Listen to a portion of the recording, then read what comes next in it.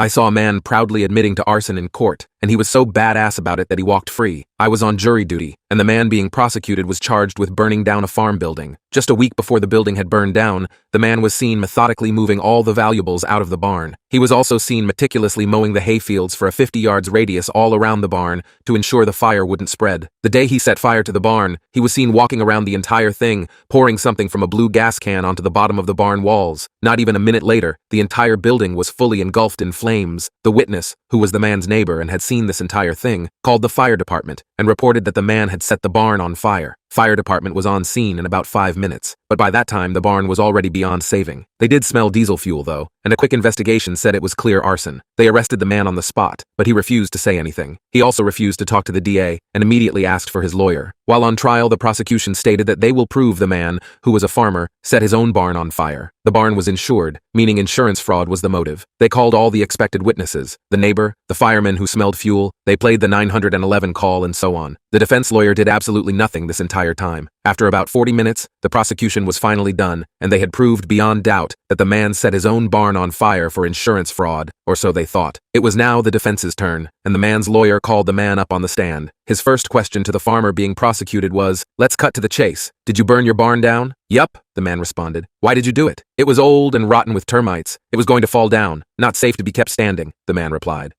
Have you always burned down old farm buildings?" the lawyer asked. "Yep, I'm a farmer, and my daddy was a farmer and he did the same thing before me." The lawyer then asked, "Are you aware that you need a permit to burn debris in this county?" The man replied, "My family been doing it like that on this farm. We never had no permit. My farm is located in an active agriculture zone and is exempt from needing a permit to burn down debris." It was at this moment I turned to look at the prosecution's face, and their lawyer was damn near going pale. This was already enough to get the man off the hook, but he wasn't done. His lawyer continued, "If all of that is true, why didn't you tell any of this to the police?" The man then cleared his throat. "They didn't ask me anything until after they put handcuffs on me and took me to the police station. They told me anything I said would be used against me and said I had the right to remain silent. And then some old idiot lawyer guy came in and said I was going to prison for insurance fraud. I remember I heard people say don't talk to anyone but your lawyer, and so I didn't." The lawyer then asked, "Did you file an insurance claim?" "What for?" the man responded. "The barn wasn't worth anything in that state, and I moved all the stuff out beforehand." The prosecution's lawyer had now buried his face in his hands, but still, the man wasn't done. His lawyer asked him, "You could have avoided all of this if you had just said that, but you told me you actually wanted your day in court. Why did you want that?" "Well, because," the man said, "they came on my land, arrested me without telling me what for, told me later it was for arson and insurance fraud, and put that in the newspapers. All my friends, relatives, and neighbors know about this. They made me look dishonest. I want to make sure everyone knows the real facts and knows I'm not a dishonest man. I figured this was a better way of doing that than just getting them to drop it." Defense rests. The case ended up being dropped